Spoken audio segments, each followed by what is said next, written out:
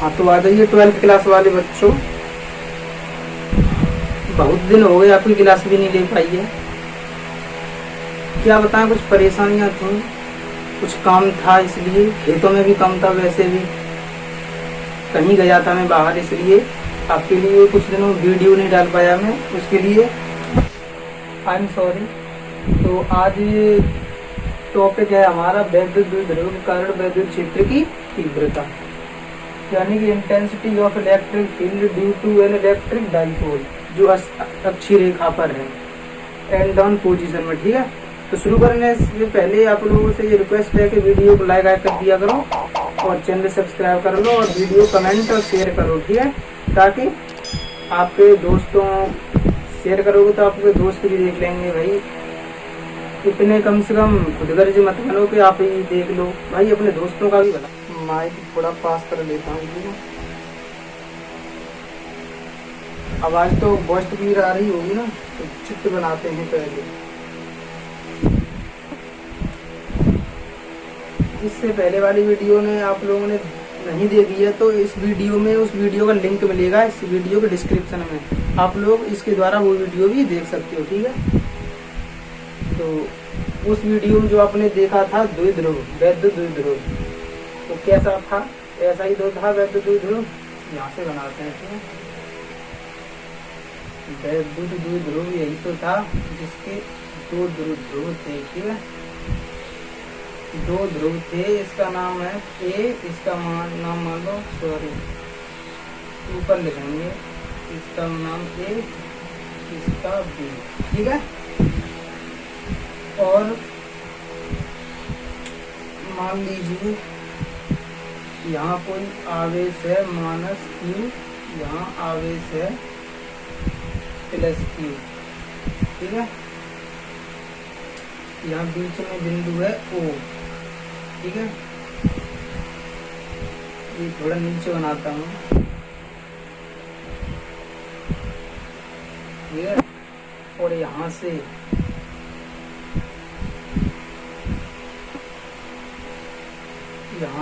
Small are दूरी पर ओ से स्मॉल आर दूरी पर कोई बिंदु पी है। ठीक है, इस पर हमें वैद्युत क्षेत्र की तीव्रता ज्ञात करनी है। और इस प्लस क्यू के कारण वैद्युत क्षेत्र की तीव्रता जो है इधर साइड में होगी। ठीक है, और माइनस क्यू के कारण होगी इधर साइड। ठीक है, इसको नाम दे दो E1, इसको नाम दे दो E2। ठीक है,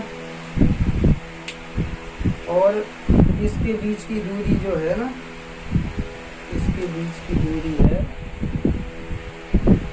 2L।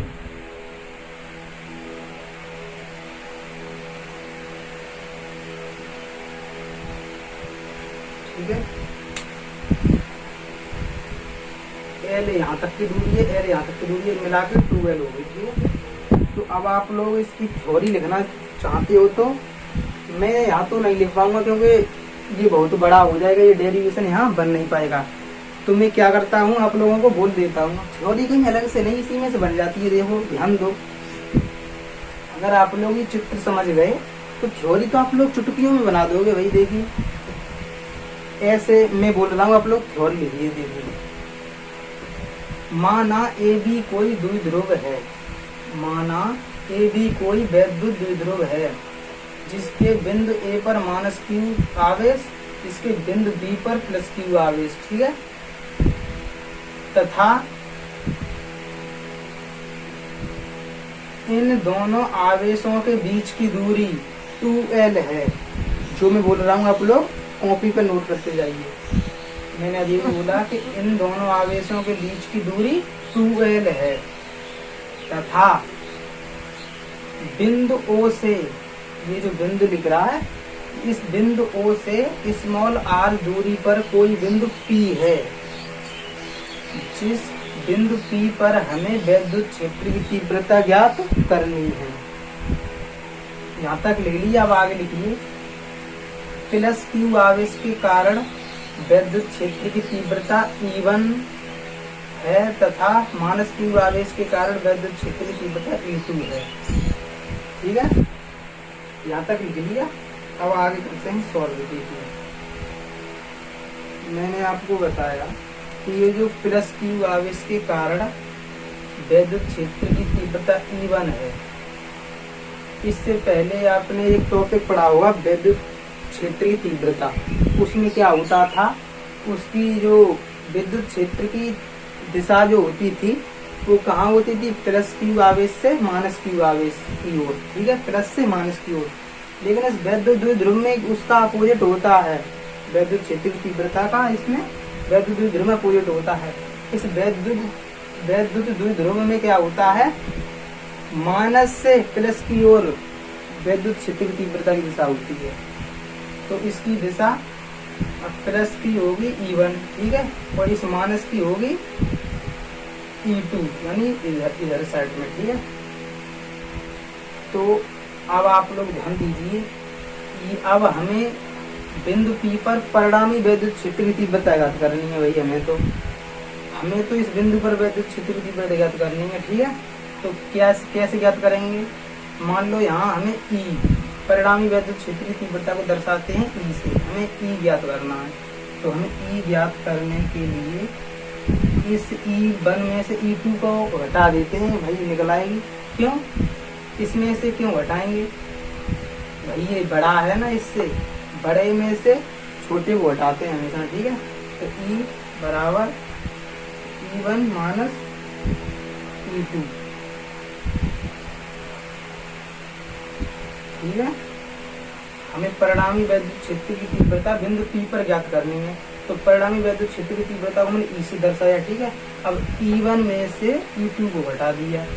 ठीक है, अब हमें क्या करना है, E1 ज्ञात करना है पहले। E1 जो प्लस क्यू आवेश के कारण वैद्युत क्षेत्र की तीव्रता E1 है, ये ज्ञात करना है पहले। यहाँ लिखिए आप लोग प्लस क्यू, पहले पॉइंट में लिखिए आप लोग प्लस क्यू आवेश के कारण विद्युत क्षेत्र की तीव्रता। ओके, प्लस क्यू आवेश के कारण क्या होगी, प्लस क्यू आवेश के कारण यही तो लग रही है, मतलब विद्युत क्षेत्र की तीव्रता E1 इक्वल क्या होगा, विद्युत क्षेत्र की तीव्रता का फॉर्मूला मैंने पढ़ाया है। अगर आप लोगों ने वो वीडियो नहीं देखी है तो हमारे चैनल पर जाके प्ले स्टोर में जाके वो वीडियो देख सकते हो। ठीक है, उसका फॉर्मूला होता है 1/4 पाई एप्सिलॉन। और ये वैद्युत द्विध्रुव है ना, किसी परावैद्युतांक में रखा है, इसका किसी माध्यम में रखा है ये वैद्युत द्विध्रुव, और उसका परावैद्युतांक K है। हमने ये मान लिया है इसका परावैद्युतांक K है। ये जो वैद्युत द्विध्रुव रखा है उस माध्यम में रखा है, उस माध्यम का परावैद्युतांक K है। तो यहाँ फॉर्मूला में लगाएंगे K।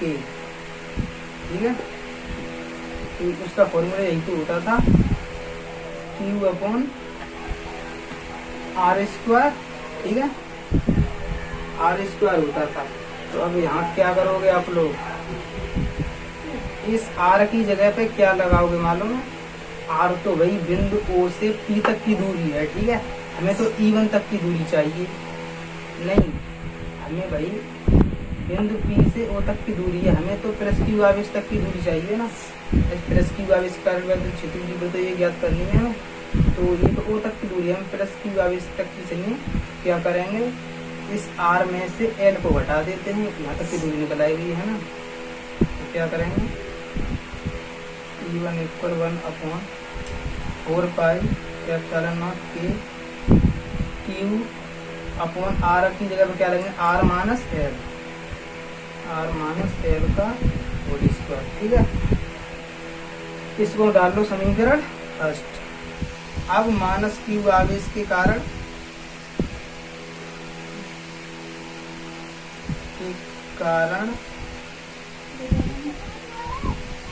क्षेत्र की तीव्रता। ठीक है, अब इस मानस की आवेश के कारण विद्युत क्षेत्र की तीव्रता E2 है। अब हमें ये ज्ञात करना है। ठीक है, क्या करना है, E2 इक्वल 1/4πε0T। ठीक है, ये तो यूं ही लिखेंगे। अब क्या करेंगे भाई, Q अपॉन, अब यहाँ तक की दूरी चाहिए हमें, तो बिंदु अब P से O तक की दूरी तो R है, हमें तो यहाँ तक की दूरी चाहिए, तो R में L ऐड कर लेते हैं। अरे यहाँ तक की दूरी तो R है, हमें यहाँ तक की दूरी चाहिए मानस की आवेश तक की, तो यहाँ तक की दूरी इतना ही तो कम पड़ रहा है, तो इसमें L और ऐड कर लेते हैं, ये वाली है। ठीक है, तो क्या हो जाएगी, R प्लस L का स्क्वायर, समीकरण 2। अब ये समीकरण 1 और 2 आए हैं। अब इन समीकरणों को इसमें रख लेते हैं, इस समीकरण में परिणामी विद्युत क्षेत्र की तीव्रता के समीकरण में इन दोनों को रख लेते हैं, तो ये निकल आएगी। ठीक है, यहाँ मैं लाइन करता हूँ। अब इधर आप लोग देखिए, जैसा कि यही तो था, ये परिणामी विद्युत क्षेत्र की तीव्रता का समीकरण E1 माइनस E2। ठीक है,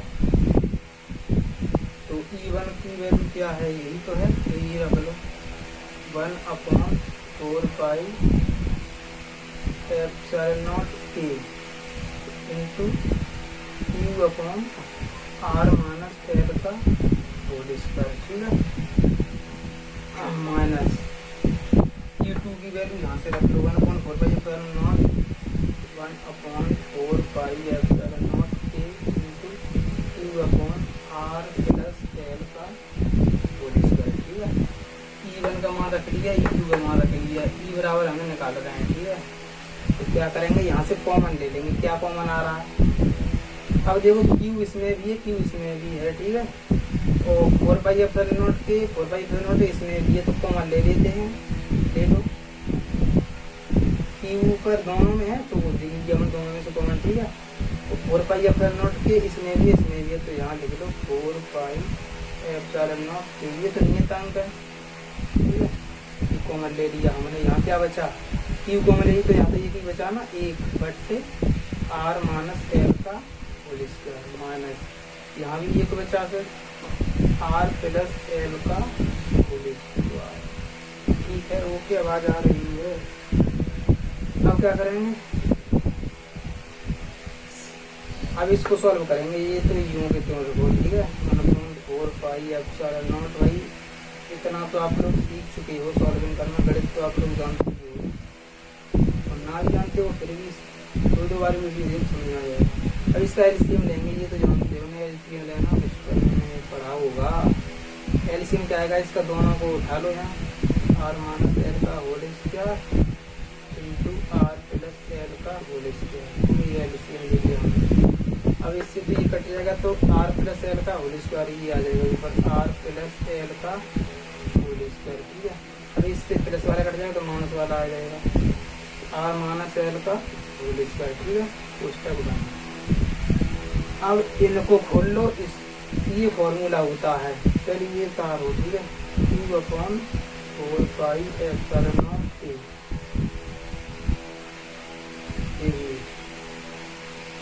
A प्लस बी का होल स्क्वायर, ये वाला फॉर्मूला लग जाएगा, ये अपने 9th क्लास में पढ़ा होगा। A प्लस बी का होल स्क्वायर बराबर होता है A square plus B square plus 2AB। ठीक है, और ये माइनस वाला, तो ये माइनस वाला लग जाएगा, A माइनस बी का होल स्क्वायर बराबर होता है A square plus B square minus 2AB। ठीक है, ये वाला यहाँ लग जाएगा, ये वाला यहाँ लग जाएगा, और ये नीचे है, यहाँ भी ये फॉर्मूला लगेगा, A square minus B square बराबर होता है A plus B into A minus B. तो ये रूप तो यहाँ है, ये रूप बन जाएगा इसका, तो ये फॉर्मूले यहाँ लगेंगे। ठीक है, 3 इतना तो आप लोग जानते हो ना। इसको खोलेंगे, क्या हो जाएगा, A प्लस बी का होल स्क्वायर लगेगा यहाँ, A square plus B square plus 2 गुणा R गुणा L। ठीक है, इतना कोष्टक और माइनस, ये मिटा देता हूँ, इसको मिटा देता हूँ। तो समझ चुके हो ये तो आप लोग। यहाँ भी करो, ये थोड़ा टिगड़ा होगा, शुरू से देखते हैं। R plus L, sorry, R square plus L square plus 2 गुणा आर गुणा L minus R square plus L square minus 2 गुणा आर गुणा एल, ये बट्टे। यहाँ फॉर्मूला कौन सा लग जाएगा, वही a square minus B square, r minus l, r square l square, ये लग जाएगा। ठीक है,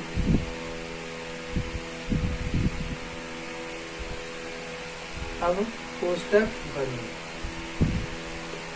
Q upon 4 pi epsilon naught के। अब देखिए आर स्क्वायर यहाँ कितना देखो प्लस एल स्क्वायर, कैसे इसका गुणा कर दो 2RL, 2RL। ठीक है, अब इस कोष्टक को खोलो, माइनस का इससे गुणा हुआ तो माइनस हो गया, आर स्क्वायर माइनस का प्लस से गुणा होगा तो माइनस आएगा, माइनस का माइनस से गुणा करेंगे तो प्लस हो जाएगा 2RL बट्टे, ये क्या हो जाएगा R square minus L square. अब यहाँ स्पेस की कमी पड़ रही है, इसको आप लोग नोट कर लीजिए जल्दी जल्दी। अब मैं इसको रफ करता हूँ। ठीक है, इधर से आप लोगों ने लिख लिया होगा, इसको मैं नोट कर दूँ, रफ कर देता हूँ। ठीक है, जल्दी जल्दी आप लोग कीजिए, कुछ नहीं है इसमें करिए।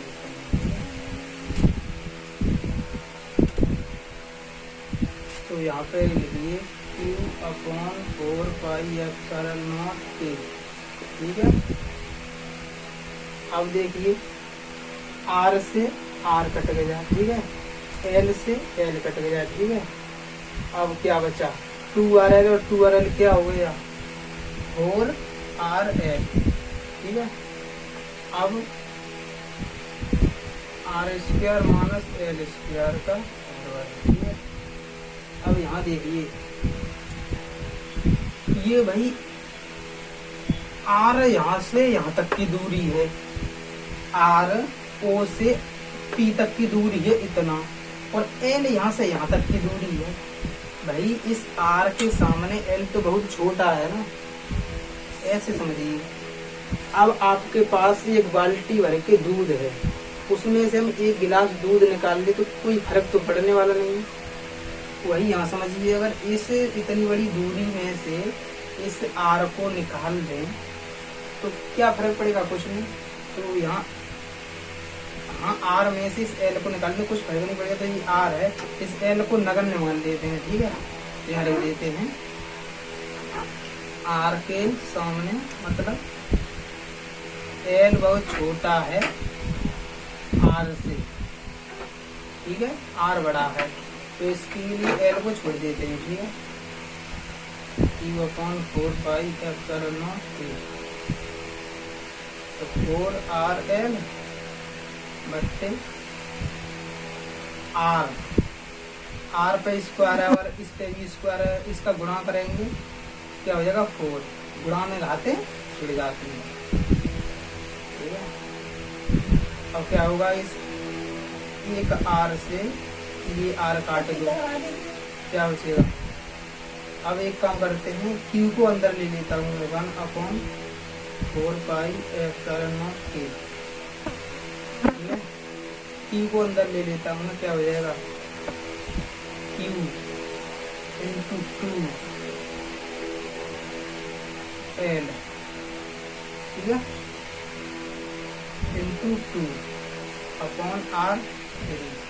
मैंने कुछ नहीं किया है, यहाँ 4 था, 4 को मैंने ऐसे कर दिया 2 इंटू 2, ये भी तो 4 है, हम ऐसे लिख देते हैं वैसे 4, ये भी 4 है और ये भी तो 4 है। जब इसका गुणा करेंगे तो 4 ही तो हो जाएगा। बात तो ऐसी है, ये 4 था, मैंने 2 इंटू 2 कर दिया। ये एल ये रहा, क्यू ये अंदर वाला, बाहर वाला अंदर कर लिया। ठीक है, बस यही किया है मैंने। तो 1/4 पाई एप्सिलॉन नॉट के क्यू इंटू 2L कुछ होता है। इससे पहले वाली वीडियो में मैंने पढ़ाया था वैद्युत ध्रुव आघूर्ण। तो वैद्युत ध्रुव आघूर्ण का फॉर्मूला क्या होता था, P = Q इंटू 2L, ये तो होता था।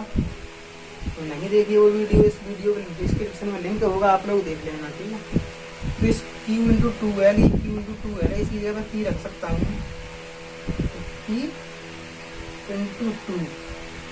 तो इसमें डायरेक्ट गुणा कर देते हैं तो क्या हो जाएगा 2P बट्टे RQ। ठीक है, तो ये फॉर्मूला बन गया। अभी इस कोष्टक को हटा देते हैं। ठीक है, इसको मिटा देता हूँ, ये फॉर्मूला बन गया इक्वल 1/4 पाई एप्सिलॉन नॉट के इंटू 2P अपॉन R3। ई के बराबर ही तो चल रहा था, ये ई थी, इसके बराबर ही में तो आ रहा है। ये E1 का मान था, E2 का मान था, तो परिणामी वैद्युत क्षेत्र की तीव्रता ये निकली है। ठीक है, अब ये तो किसी माध्यम के लिए है, और वायु अथवा निर्वात के लिए, वायु तथा निर्वात के लिए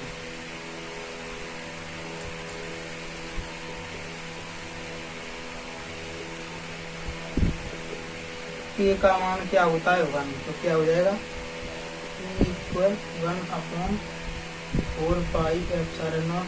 के का मान 1 होता है, 1 का इंटू करेंगे इतना ही आएगा, तो 2P अपॉन R3। इसका मात्रक तो आप लोग जानते ही होंगे, न्यूटन प्रति कूलम, न्यूटन प्रति कूलम, ये मात्रक होता है इसका। ठीक है, आई होप आप लोगों को ये क्लियर हुआ होगा। अगर एक बार में नहीं समझ में आता है तो आप लोग वीडियो को 2 बार देख लीजिए, 3 बार देख लीजिए, जितनी बार चाहो उतनी बार देख सकते हो। फिर तो समझ में ना आए, देखते रहो। ठीक है, बहुत अच्छे से मैंने कराया है, मेरी उम्मीद है आप लोगों को बिल्कुल अच्छे से समझ में आया होगा। ठीक है, ये डेरिवेशन था, ये मैंने क्लियर कर दिया। तो इस बिंदु P पर वैद्युत परिणामी वैद्युत क्षेत्र की तीव्रता E का मान ये आ गया, कितनी वैद्युत क्षेत्र की तीव्रता लगेगी यहाँ। और हमेशा ये याद रखना, ये मैंने दिशा नहीं बता पाई थी, मैंने लिखा नहीं था। एक बात याद रखना, जो प्लस Q आवेश के कारण यहाँ में लिखा था वहाँ लिख लेना, इसकी दिशा प्लस Q आवेश के कारण वैद्युत क्षेत्र की तीव्रता की दिशा थी ना B से P की ओर, जो यहाँ लिख देता हूँ मैं अलग से। ठीक है, यहाँ लिख लो, E1 की जो दिशा थी,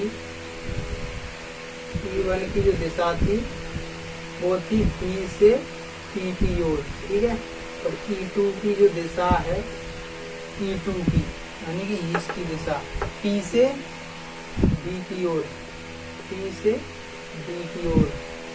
ठीक है, अब परिणामी वैद्युत क्षेत्र की तीव्रता की E की जो दिशा होगी वो किसको होगी, B से P की ओर। क्यों होगी भाई B से P की ओर, क्यों होगी मालूम है, क्योंकि वैद्युत क्षेत्र की तीव्रता E1 ज्यादा है ना इससे, तो प्लस Q आवेश के कारण वैद्युत क्षेत्र की तीव्रता होगी ये ज्यादा है, तो ज्यादा होती है उधर साइड में होगी। ठीक है, और ये याद रखना आप लोग, वैद्युत ध्रुव में तो क्या होता है कि वैद्युत क्षेत्र की तीव्रता की दिशा जो होती है वो ऋण आवेश से प्लस आवेश की ओर होती है। वैद्युत ध्रुव में ही होता है ऐसा, बस। तो नहीं, इससे पहले की वीडियो थी उसमें मैंने कराया था वैद्युत क्षेत्र की तीव्रता में, उसमें तो प्लस से माइनस की ओर होती है। ठीक है, लेकिन वैद्युत ध्रुव में ही ऐसा होता है, तो माइनस से प्लस की ओर होगी। ठीक है, तो आई होप आप लोगों को ये बिल्कुल अच्छे से समझ में आया होगा। नहीं समझ में आए तो दोबारा वीडियो देख लेना और कमेंट करना क्या समझ में नहीं आ जाए वो मैं आप लोगों को दोबारा की वीडियो बना दूंगा। कमेंट जरूर करना अगर जो चीज़ ना समझ में आई है, ठीक है। बस।